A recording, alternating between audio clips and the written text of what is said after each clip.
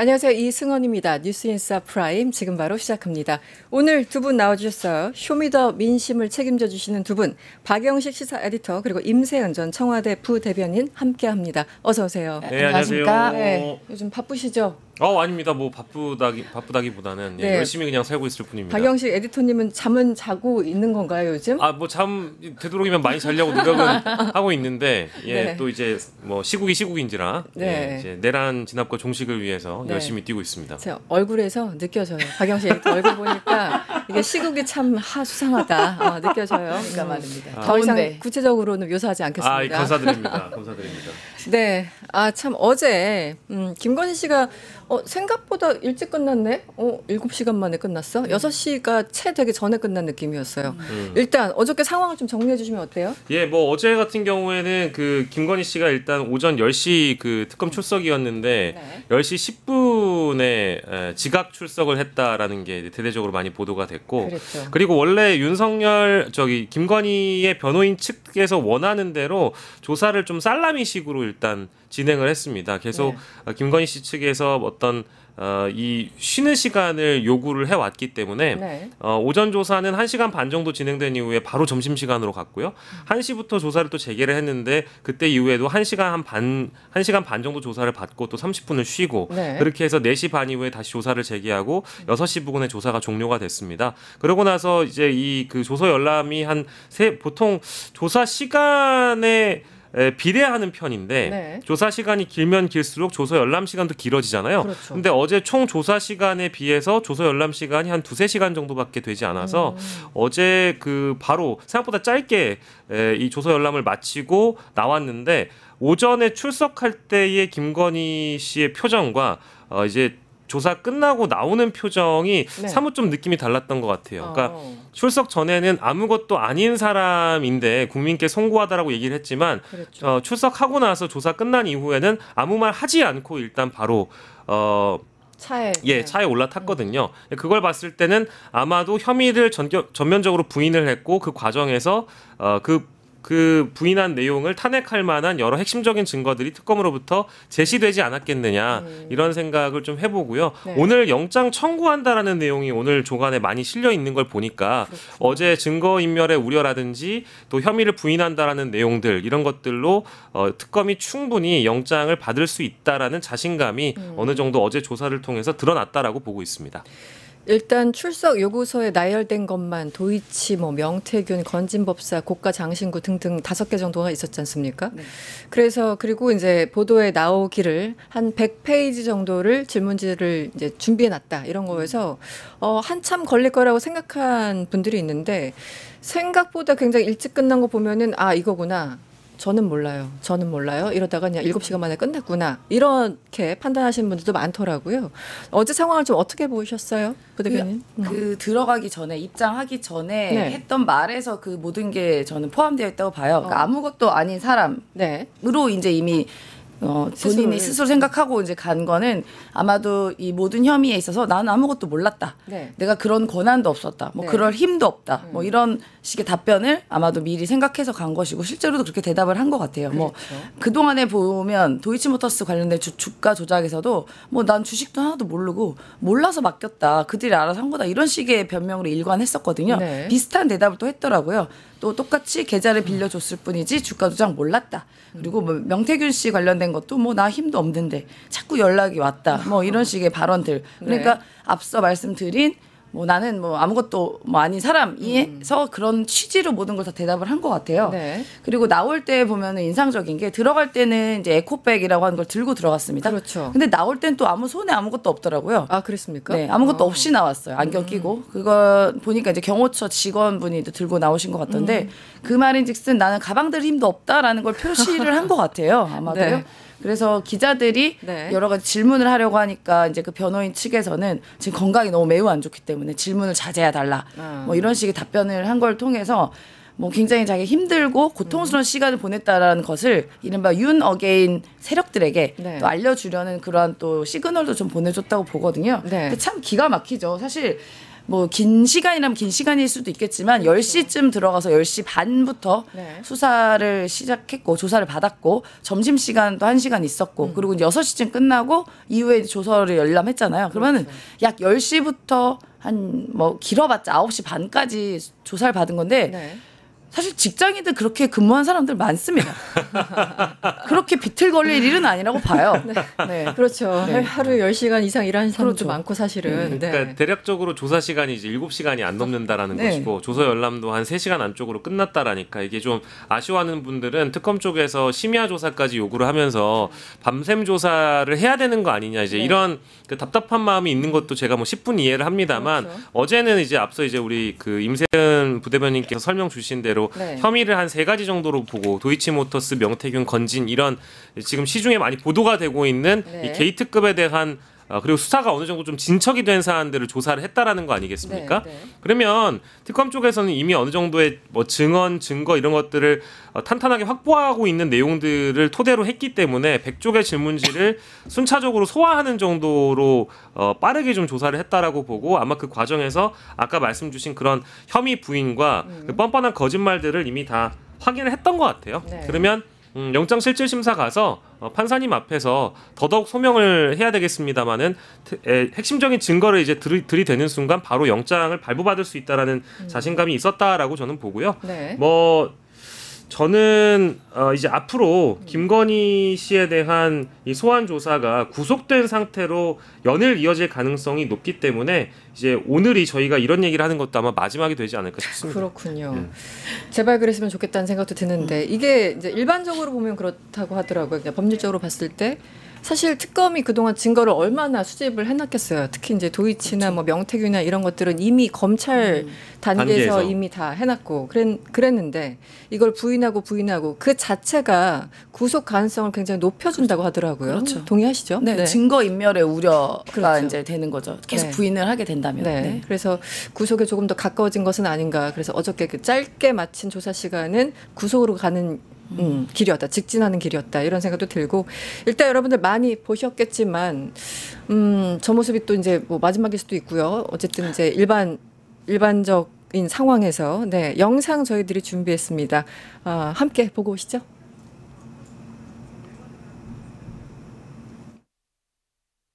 국민 여러분께 저같이 아무것도 아닌 사람이 이렇게 심려를 끼쳐서 진심으로 죄송합니다. 수사 잘 받고 나오겠습니다. 명품 목걸이와 명품백인데 도이치 주가 조작 미리 알고 계셨습니까? 명태균 씨와는 왜 만나고 통화하셨어요?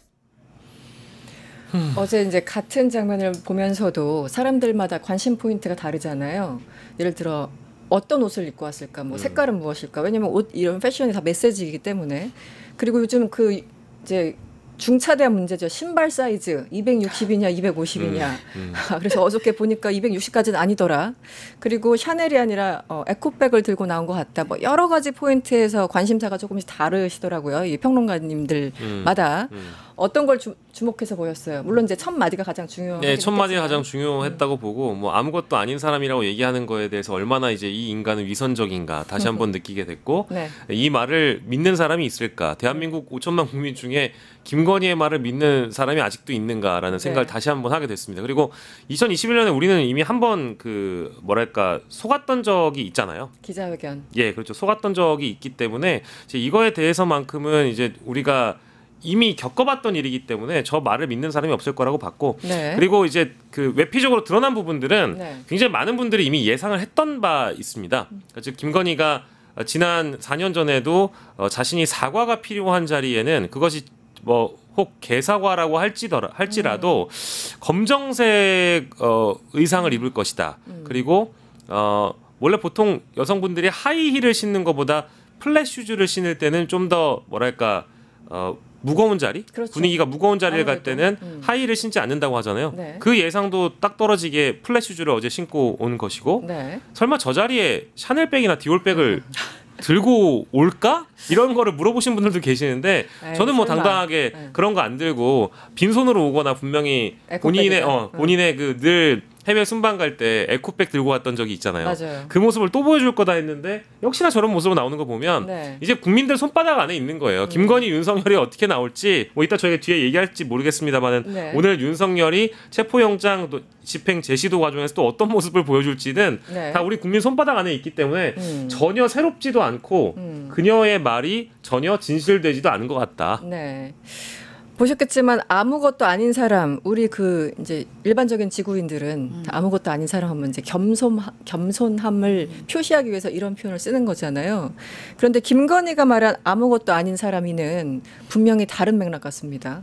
아니 그렇게 아무것도 아닌 사람이 네. 그 전에 내가 정권 잡으면 거긴 무사하지 못할 거야 뭐 그딴 식의 말을 했습니까? 네. 그러니까 저는 이게 아까 말씀드린 것처럼 혐의를 부인하기 위해서 미리 밑자락 까는 의미도 있겠지만 네. 이거 국민들한테 니네들 따위 아무리 지져봤자 너네들 따위가 아무리 나한테 논란 얘기해봤자 나는 유유히 빠져나갈 거야 막 이런 메시지로도 저는 좀 약간 읽혀졌어요. 그렇군요. 네. 김건희 씨가 맨날 얘기하게 하잖아요.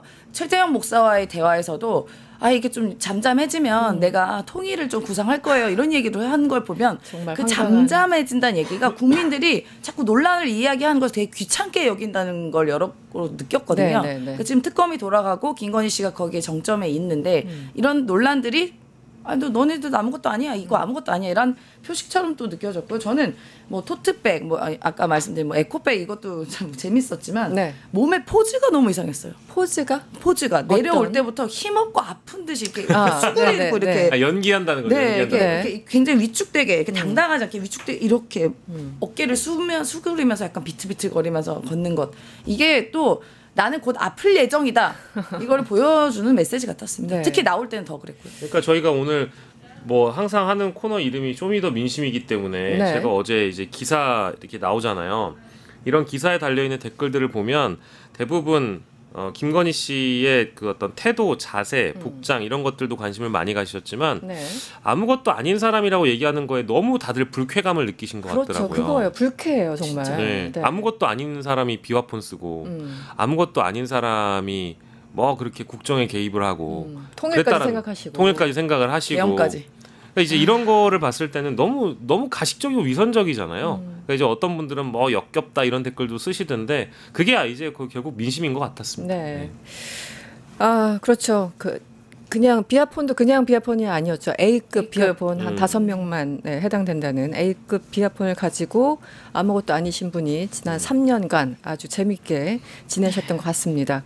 네, 윤석열 씨 얘기를 아까 조금 해주셨는데 박영실 에디터님 지금 네. 뭐 상황이 어떻습니까? 일단 오늘 오전 8시 그 윤석열 2차 체포영장 집행이 예고가 돼 있는 거고요. 네.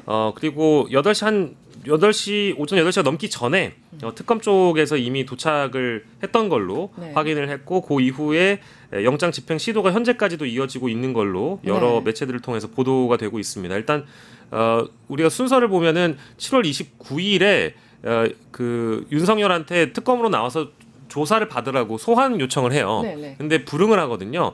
그래서 7월 30일에 체포영장 청구를 해버리고 그런 다음에 체포영장을 발부받은 특검이 8월 1일자에 체포영장 집행을 시도를 하는데 그때 불응을 했고 그렇죠. 지금이 이제 2차 시도인 겁니다.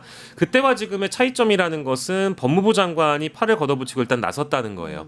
법무부 장관이 구두로 그렇죠. 이 체포영장 집행에 적극 협조해라라고 지시한 이후에도 서울구치소를 딱 지목해가지고 네. 이 체포영장 집행에 반드시 협조해야 된다라고 얘기를 했기 때문에 지난번에 실제 속옷 차림으로 바닥에 누워있는 윤석열을 교도관들이 끌어내지 못하고 쭈뼛쭈뼛했는지 모르겠지만 네. 지금 상황은 법무부 장관이 교정본부 소속의 서울구치소에게 직접 명령을 했기 때문에 네. 이것을 교도관들이 따르지 않는다라고 하면 아. 이것은 명령 불복종이고요. 그러네요. 그리고 법률을 집행하는 데 있어서 이게 지금 윤석열 측에서는 불법적인 체포 시도라고 얘기를 하고 있는데 아니 사법부가 발부를 했는데 이게 어떻게 불법적이에요? 그러니까요. 세상 가장 합법적인 영장 집행을 하는 거에 대해서 네. 불법적이라고 지금 항변을 하고 있지만 네. 아마 오늘은 지난 상황과 또 다르게 변호인 선임도 기다려줬고 그 변호인과 이 체포 방식이나 소환의 방식에 대해서도 지난 이틀간 논의를 했거든요. 특검이. 네. 굳이 그럴 필요까지 없는데 그러면서까지 공을 좀 들여줬잖아요. 그렇죠. 근데 오늘마저 또 속옷으로 누워 있거나 속옷 차림으로 누워 있거나 그보다 더한 저항을 할 시에는 바로 물리력과 강제성을 동원하겠다라고 경고를 지금 해놓은 상황이기 때문에 네. 오늘은 저는 뭐 순순히 끌려 나오게 될 거라고 보고 있습니다. 일일과는 상황이 완전히 다를 것이다. 판이 바뀌었다. 네. 알겠습니다. 저희들이 소식 들어오는 대로 계속 업데이트 해드리겠습니다. 다음 이슈로 넘어가겠습니다. 저는 이제 많은 분들이 기억은 하시겠지만 좀 가물가물하실 수도 있어요. 작년 1월에 정말 엄청난 사건이 있었죠. 네, 네. 당시 이재명 대표에 대해서 1월 2일이었죠. 네, 1월 2일. 테러가 일어났습니다. 정말 말 그대로 죽을 뻔했어요. 정말 기적적으로 살아난 거죠. 네.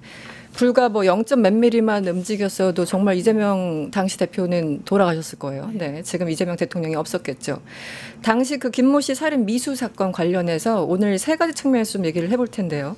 당시 김모 씨 미수 사건, 살인 미수 사건이 어떻게 축소되고 은폐됐는지, 그리고 지난 4월 4일 윤석열 탄핵되기 바로 하루 전에 4월 3일에 국정원이 관련해서 어떤 보고서를 만들었는지, 그리고 그 상황을 누가 주도했는지, 이 세 가지 포인트에서 한번 짚어보도록 하겠습니다. 저희들이 영상을 준비했습니다. 먼저 보고 오겠습니다. 김상민 특보는 윤석열 탄핵 인용 하루 전인 지난 4월 3일 법원이 적시한 범행 도구인 등산용 칼을 문구용 커터 칼이라고 하는 등 상식 이하의 용어를 써가면서 당시 제1야당 대표가 목숨을 잃을 뻔했던 엄중한 사건의 의미를 축소하는 보고서를 작성하여 대테러국에 보냈습니다. 이재명 대표님을 찔렀던 흉기와 동일한 칼을 공개합니다. 바로 이 칼입니다. 네, 지금 박선원 의원이 그리고 천준호 의원이 지난 4일 기자회견을 한 내용입니다. 이 사건이 굉장히 중요한 이유는 당시 많은 분들이 의심을 했었죠. 지난 2월에 대법원에서 확정 판결을 받았습니다만 15년형 징역형을 최종 확정받았습니다만 이게 과연 혼자 한 일일까? 많은 분들이 여전히 의심스럽잖아요. 네. 100주 되는 더군다나 연초에. 그리고 당시 대테러 종합상황실 문자가 있었죠. 굉장히 황당했습니다. 사건 당일이었는데 그때 어떤 노인이다. 현장에서 지혈 중이고 의식이 있다. 출혈량은 적은 상태다. 목 부위 1cm 열상이다. 그러니까 열상은 우리 그냥 긁히는 걸 열상이라고 자상이 찔리는 거잖아요. 그러니까 아무것도 아니라는 식의 문자가 이제 돌았고, 가장 황당했던 건 부산에서 서울로 이제 헬리콥터 타고 이동할 때 무슨 특혜 의혹이라는 정말 말도 안 되는. 그래서 이 뒤에 그냥 일반 사람들이 이런 걸 퍼뜨렸을까 아니라는 의심들을 참 많이 하지 않았습니까? 그런 걸 다시 이제 총체적으로 다시 짚어볼 때라고 생각하고 저는 반드시 재수사가 필요하다고 생각하는데, 일단 그 박선원 의원 주장에 대해서는 어떻게 보였어요? 그러니까 이때도 사실 이 논란이 계속 있었을 때 뭔가 해소가 잘 안 됐었어요. 안 됐죠. 안 됐었고 저희가 그 당시 가장 이상했던 게 그 현장을 빨리 물 청소를 했다는 거거든요. 1시간도 안 돼서. 그러니까요. 네. 이게 사실 어떻게 보면은 미수지만 살인이 될 수도 있었던 사건이면 그렇죠. 현장 보존이 1일 원칙입니다. 이건 경찰 쪽에 있는 분들도 그 어떻게 현장 보존을 안 하고 그렇게 빨리 물 청소를 했냐라고 네. 의구심을 제기를 하기도 했었어요. 근데 그 이후에 뭔가 수사가 진척이 안 됐고 네. 또 이재명 대표가 당시 생명이 위독했기 때문에 네. 뭔가 당에서도 그런 걸 빨리빨리 조치하기보다는 일단 이재명 대표 그 생명을 먼저 이렇게 챙기는 게 우선이 됐었습니다. 그렇죠. 그 당시 현장에 많은 의원들도 계셨고 당원들도 많이 있었어요. 근데 굉장히 논란 상황이었기 때문에 그 현장 보존 이런 건 경찰이 와서 무조건 해야 되거든요. 그렇죠. 그게 첫 번째로 이상했고요. 두 번째는 이 김상진 씨, 김상민 전 김진성 씨, 죄송합니다. 김진성 씨. 네, 김진성 씨 그 당시는 67세로 알려져 있는데 네. 그 막 노인도 아니에요 실제로. 그리고 이때 그 장면에 보면은 이 사람이 이재명 대표 오는 시간까지 다 예측해서 오는 동선까지 딱 파악해서 연습을 계속합니다. 그랬죠. 그 연습 장면이 또 나온 영상이 또 있어요. 네네. 빨간 아재라고 네. 그 유튜버가 현장 가가지고 일일이 그렇죠. 다 봤었죠. 계속 네네네. 이렇게 찌르는 연습을 하는데 그렇죠. 이게 참 그러니까 이상한 게 뭐냐면 이게 굉장히 계획적이었다는 것이 일반인들이 뭔가 사람을 찌르려고 하면 사람이 웬만하면 잘 안 찔려요. 그렇죠. 뼈도 있고 뭐 제가 좀 이렇게 말씀드리기 그렇지만 또 이게 훈련이 된 사람이 아니면 그렇게 기습적으로 찌를 수가 없습니다. 왜냐면 네. 본능적으로 피하잖아요. 그렇죠. 그러면 깊숙이 힘을 줄 수가 없는데 정말 끝까지 했거든요. 다행히 그 당시 이재명 대표 옷깃이 위에 올라와 네, 있어서 저 아찔했던 상황은 면했는데 네. 또 이 칼을 보면은 개조를 해서 사람 몸에 쉽게 들어갈 수 있게끔 이 날을 이렇게 갈았잖아요. 양쪽을. 네. 이건 굉장히 노력을 한 거고 이 67세인 노인이라고 하니까 이 사람이 혼자서 이 계획을 했다? 저는 절대 그렇게 생각하지 않습니다. 네. 그리고 각종 대처도 너무나도 불분명했고요. 네. 그다음에 그 이후에 지금 나와 있는 김상민 전 특보 같은 경우에도 이 사람이 또 그 김건희 씨가 단수 공천을 해줬던 사람입니다. 용인에. 김영선을 제끼고 그 자리에 공천을 하려다가 어쨌든 실패하긴 했죠. 그래서 네. 4개월 뒤에 바로 국정원 법률특보로. 네. 그래서 여러 가지로 묘한 지점이 굉장히 많이 겹쳐 있어서 네. 저는 이분이 어쨌든 이 사람은 15년 형을 받긴 했지만 이 뒤에 모종의 관계가 뭐가 있는 건가 또 그 뒤엔 혹은 이건 뭐 단순히 의심입니다. 네. 김건희 씨나 그런 관련된 사람이 있는 거 아닌가도 저는 의심해 봐야 된다고 봐요. 네. 살인 미수지만 살인이 될 뻔한 사건이에요. 특히나 제1야당 대표에게. 굉장히 엄중하게 바라봐야 됩니다. 그래서 1심에서도 당시 선거제도와 민주주의에 대한 중대한 가치를 파괴하려는 시도였다. 이건 그냥 단순히 개인에 대한 살인 미수가 아니었다라고 1심도 인정했고 2심도 인정했고 그래서 대법원이 15년형 최종 확정을 지난 2월 13일을 했습니다. 일단 그 사건 자체도 굉장히 이상하지만 에디터님 저는 이 날짜에 주목하는데 국정원에서 이 김상민 전 검사, 김건희가 아꼈다는 김상민 전 검사가 주도해서 법률 보고서를 작성합니다. 그런데 이 법률 보고서를 작성한 날이 하필이면 4월 3일이에요. 4월 3일. 그 다음 날이 이제 탄핵이잖아요. 그러니까 아마 이거 쓸 때는 탄핵이 안 될 거라고 기대하고 있었던 건 아닌가 싶은데 이 상황을 좀 어떻게 보세요? 예, 실제로 저는 그때까지도 우리가 보면 뭐 데드락설이니 뭐니 해가지고 네. 탄핵 그러니까 윤석열 파면 가능성이 오히려 낮다라고 보는 쪽이 네. 윤 어게인 세력들이나 윤석열을 지지하는 세력들 또 뭐 네. 국민의힘에 있는 의원들 다수가 예상하기로는 각자의 유튜브나 각자가 출연하는 방송에서 실제 파면이 어려울 것처럼 얘기를 하고 다녔거든요. 네. 그래서 이 집단은 아마 조직적으로 뭐 실제 여론전에 가담하기도 하고 동원되기도 했었습니다마는 실제 이런 보고서의 시점을 봤을 때 진짜 윤석열 파면 가능성을 너무 낮게 보고 있었던 건 아닌가 네. 이런 의심을 실제 하게 되는 것 같고요. 네. 그리고 이때까지도 꾸준하게 진짜 정말 이 어떤 정치 권력 하나가 무너지는 단계에 와 있었음에도 불구하고 조직적으로 이런 작업들을 꾸준히 밑바닥에서 해오고 있었다라는 점이 사실 놀랍기도 합니다. 그렇죠. 그래서 아까 처음에 이제 앵커께서 말씀 주신 대로 이 사건을 그 사건 발생부터 4월 3일에 보고서가 실제 만들어진 그 날까지 네. 대테러국에 송보됐던 그 날까지 어떤 과정들이 실제 이 사건을 왜곡시키려고 축소시키려고 했었는지에 대한 그 시도들을 우리가 다 일일이 확인을 좀 해봐야 될 것 같아요. 네. 왜냐하면 물론 사건이 발생하고 나서 뭐 물 청소를 한다라든지 뭐 이런 것들도 다 우리가 이미 확인했던 사실관계들이지만 네. 이제 이런 그 박선원 의원이나 천준호 의원께서 폭로하신 이런 내용들은 새롭게 제기가 된 내용들이잖아요. 그렇죠. 이런 것들을 알고 나서 더 사실 두렵고 섬찟한 것이 만약에 실제 파면이 안 됐다라고 하면 지금 우리는 어떤 세상을 살고 있을까라는 생각이 들고 네. 드러내지 못할 진실들이 너무 많았을 것 같은 거예요. 이건 지금 진짜 이재명 대표가 당시에 죽을 뻔한 위기에서 살아나서 다행인 것이지 그렇죠. 그 사건 자체가 이 뭐랄까 우리 헌정사에 기록될 만한 테러 행위였는데도 불구하고 사건이 아주 단기간에 축소가 돼버린단 말이에요. 네, 네. 이제 그게 아마 조직적으로 정권 차원에서 이 사건을 은폐하거나 축소시키려는 노력이 끝까지 있었다. 4월 네. 3일까지도 있었다라고 보는 건 정말 놀라운 일이라는 거죠.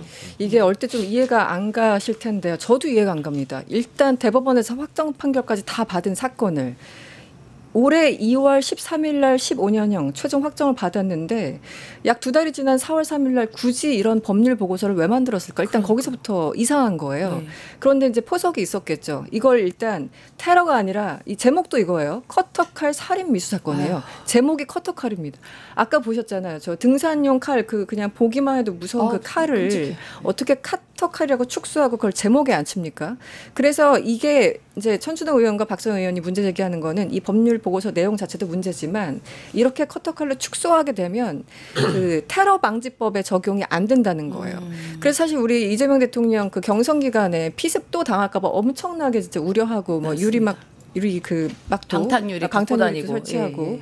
그랬는데 그 와중에 또 김문수는 나는 맨몸으로 다닌다 조롱하고 있고 이런 상황이었잖아요. 네. 그래서 결국은 테러에 노출시키기 위해서 이런 보고서를 미리 작성한 게 아니냐는 게 한마디로 천준호 의원 그리고 박선 의원의 주장인데 저는 동의가 되거든요. 이런 주장에 대해서. 저도 동의가 굉장히 되고요. 더 네. 나아가서는 지금 이게 사실 여기 커터칼은요 그냥 문구용이에요. 맞아요. 그거는 우리 사람을 집에는 백날 찌르려고 안 찔러집니다. 그렇게 쉽게 사람 몸이 찔러지지가 않아요. 커터칼 같은 정도는. 네. 이거 계획적으로 살인 도구로 만들어 놓은 것이고 저는 그 테러 그 축소하는 이유 중에 하나가 뭔가 이게 수사가 테러가 돼서 들어가게 되면 배우가 나올까봐 이렇게 축소한 건 아닌가라는 의심이 또 들거든요. 성격 규정 그렇게 하면 네. 지금 수사를 다시 하게 될까봐 네. 그런 포석도 있었다. 네, 그래서 뭔가 조직적으로 그렇군요. 이 범행이 돼서 그 배우가 밝혀지게 되면 뭔가 찔리는 구석이다. 뭔가 모르겠어. 그냥 의심의 포인트는 그런 것도 전 분명히 한번 확인을 해봐야 될 것 두 같습니다. 가지 갈래네요. 테러라고 규정하는 순간 다시 재수사를 해야 된다라는 목소리가 높아질 가능성이 하나 또 있고 네. 또 테러라고 규정하는 순간 아까 제가 말씀드린 테러 방지법을 적용해야 되니까 그렇다면 이재명 당시 후보에 대해서 계속 뭔가 프로텍트를 해야 되니까 네, 그런 네, 것들 네. 다 포석이었다. 아니면은 뭐 이럴 가능성도 있는 것 같아요. 네. 그러니까 지금 뭐 탄핵이 기각될 거를 확신을 했고 정권에 같아요. 유리한 결론을 내리기 위한 것이기도 했겠지만 만약에 이제 이 내용 자체가 이제 여론전에 만약에 갖다 쓰이는 소재라고 한다면 네. 이제 이재명 쪽에서 이 사건을 뭐 소위 이제 자작극이다, 조작한 거다, 뭐 이런 얘기들도 사실 많이 떠들어댔었거든요. 네, 네. 거기에 대한 하나에 넣어주는 커다란 땔감 아니었겠느냐, 이제 이런 생각도 좀 들어서 네. 굉장히 의심스럽습니다. 한편. 네. 박선원 의원 그리고 천준호 의원 그리고 많은 그 민주당 의원들이 의심하고 있고 또 관련자들을 지금 고발한다고 하니까 이 상황에 대해서는 계속 조금 지켜봐야 될 것 같고요. 저는 재수사를 반드시 해야 된다고 생각합니다. 맞습니다. 그리고 그때 물 청소했던 경찰 관계자 무혐의로 그냥 끝나버렸거든요. 무혐의로 끝날 일이 아니죠. 어떻게 살인 그 미수 현장을 40분 만에 물 청소를 합니까? 증거 인멸입니다. 그러니까요. 네. 그래서 저는 총체적인 조사가 필요하다고 보고 일단 계속 떠들어 보도록 하겠습니다. 하나만 더 할게요. 네. 하나만 더 갈게요. 어제 제가 또 박수를 친 사건이 있었는데 포스코 ENC 얘기를 우리가 안 할 수 없죠. 예, 산업체 그냥 보고 있지 않겠다. 말이 아니다. 휴가지에서 메시지가 날라왔습니다. 네, 어떤 상황인가요? 예, 그러니까 포스코 ENC에서 또 이제 그 사망 사고가 발생을 했는데 이거는 이제 대통령께서 연일 강조를 하고 있는 거지만 이 사람을 돈으로 보는 기업들의 접근법에 대해서 비판을 했고. 네. 이게 산업재해가 두 번 다시는 발생하지 않게 그 노동부 장관에게 직을 걸라고까지 명령을 했는데도 불구하고 심지어 그랬죠. 노동부 장관이 현장 행보를 하고 있는 상황이었잖아요. 맞아요. 근데 그럼에도 불구하고 이게 대통령의 말이나 장관의 행보를 포스코나 이제 여타 기업들이 뭐 우습게 보는 것인지 아니면 너무 가볍게 보는 것인지 모르겠으나 이런 사건이 발생하니까 당연히 원칙대로 조치를 취하지 않을 수 없는 것이잖아요. 그때 있었던 국무회의 내용을 간략하게 말씀드리면 네. 이거 이제 그 기업들에 대해서 공공입찰, 그러니까 이제 조달청 쪽에 뭔가를 요구를 해서 만약에 이런 기업들이 산업재해를 계속적으로 발생시키는 기업들에 대해서는 네. 조달청에 나라장터에 입찰도 못 붙이게 하는 방법, 내지는 주가를 폭락하게 만드는 방법, 이제 이런 것들을 실제 논의를 했단 말이에요. 네. 그러면 어느 정도로 국무위원들과 대통령께서 정부에서 이거를 심각하게 보고 있는지를 그 해당 기업들이 인식을 해야 되는데. 뭐 쿠팡도 방문했었죠, 포스코 ENC도 방문했었죠, 다 뭐 SPC도 대통령이 직접 가셨죠. 네. 이러면은 당장 이제 후속 조치가 기업 차원에서 나와야 되는데 이게 이 산재가 반복되는 상황을 그냥 두고 볼 수 없는 거 아니겠습니까? 그렇죠. 그래서 네. 어제 이제 대통령의 말씀은 저 깜짝 놀랐어요. 건설 면허를 취소하라는 거 검토해라. 들고 나왔어요. 네. 사용 이거를 보고 선고입니다. 입찰 금지는 그렇다 하더라도 아니 면허 취소 얘기가 딱 나오면서 네. 야 이거는 정말 이건 포스코 ENC도 예상하지 못했던 그렇겠죠. 조치였을 것이다. 아니 사람의 목숨을 천금같이 여겨서 네. 이 그동안 기업들이 사람의 목숨을 푼돈으로 받던 이 기조 자체를 바꾸라고 명령을 했는데 또 사람이 죽는다? 네. 이건 용납할 수 없다라는 거 아니겠습니까? 뭐랄까 되게 청량감을 느꼈고 한편으로는 이 노동자분들께서 기업 현장이나 산업 현장에서 목숨을 잃는 사고를 두 번 다시는 뭐 발생시키지 않겠다라는 대통령의 의지를 네. 다시 한번 확인하는 자리여서 네. 저는 굉장히 좀 뭐랄까 만족도를 느꼈습니다. 통쾌했어요. 네. 통쾌하다는 표현 외에는 다른 게 뭐 없는데. 없어요. 예. 네. 이게 그 정치 효능감 같습니다. 왜 그렇게 많은 사람들이 이재명을 두려워했는지 이럴 때 다시 한번 느껴집니다. 어떻게 보셨어요? 이재명 대통령께서 후보 시절이나 이런 대표 시절에도 이야기를 말씀하신 게 뭐냐면 네. 나는 다른 정치인과 다르다. 말만 하지 않는다. 네. 난 반드시 실행한다. 실천한다. 네, 이런 이야기를 했는데 네. 저는 그걸 하나의 표본이라고 보고요. 네. 사실 이 면허 취소는 건설사에게는 사망 선고입니다. 똑같아요. 네. 근데 이 회사가 정말 문제가 많은 게 지금 이미 SPC 방문해서 경고를 많이 줬어요. 네. 제대로 해라. 산재 사망 사고 일어나지 말게 해라. 왜냐하면 어쩔 수 없는 사고들이 아니에요. 네. 산재 사고는 대부분이 지금 어제 7월 28일 나온 사고도 끼임이다. 끼임. 대부분이 추락 끼임이 네. 거의 80%예요. 그러니까 반복돼요. 네. 같은 일이. 이미 알고 있잖아요. 우리가 원인을. 그러니까요. 그러면 예방이 가능한 것들이 분명히 있거든요. 그리고 지난 4년간 이 포스코 ENC 같은 경우는 4년간 그러니까 사상자들이 580명이 넘습니다. 580명. 580명. 그러면 계산을 해보면 2.5일 동안 한 명씩 죽거나 다치는 거예요. 그런데 이게 대부분이 한 명 빼고는 다 협력업체 직원들입니다. 그 말인즉슨 다 그냥 하청 위험한데 하청 주고 관리를 전혀 안 한다는 거예요. 네. 그러니까 예방이 가능한 일들을 네. 그냥 돈의 논리로 네. 이렇게 생명을 앗아가는 혹은 사람을 다치게 해서 인생을 무너지게 하는 일들을 만든 겁니다. 이게 네. 그러니까 굉장히 심각하고 대통령 자체가 본인 산재 피해자이기 때문에 문제의식이 더 강하게 갖고 있는 거예요. 우리가 보십시오. 우리 다 가장 발광식 가장 우리 다 가장인데 네. 일을 하러 나가서 못 돌아오는 사람이 하루에 6명이나 된다고 합니다. 그렇죠. 이게 얼마나 안타까운 일이에요. 근데 예방이 가능한 일들이 대부분이기 때문에 정말 심각하게 바라보고 있고 정부 차원에서도 대통령도 이건 절대로 묵과하지 않고 반드시 뿌리 뽑을 때까지 계속 관리 아마 할 겁니다. 네. 이 산업재해 문제, 노동 문제는 계속 좀 지켜봐야 될 거고 그동안 너무 묵은 일들이어가지고 속도감 있게 처리를 좀 해야 되지 않을까라는 생각이 듭니다. 네, 휴민더 민심이었고요. 박영실 시사 에디터, 임세현 전 청와대 부대변인과 함께했습니다. 오늘 고맙습니다. 네, 고맙습니다. 유튜브 구독하고 실시간 채팅과 댓글을 남기시면 매일매일 7,000TTCO를 드립니다. 참여 방법은 통통물 어플을 다운로드하고 회원가입과 로그인을 해주세요. 마이페이지에서 나의 회원 고유 번호를 복사해주세요. 유튜브 구독 후 실시간 채팅이나 댓글창에 고유 번호를 한 번만 입력하면 준비 끝! 지금 유튜브 채팅과 댓글 쓰기 참여하고 7,000TTCO 받아가세요.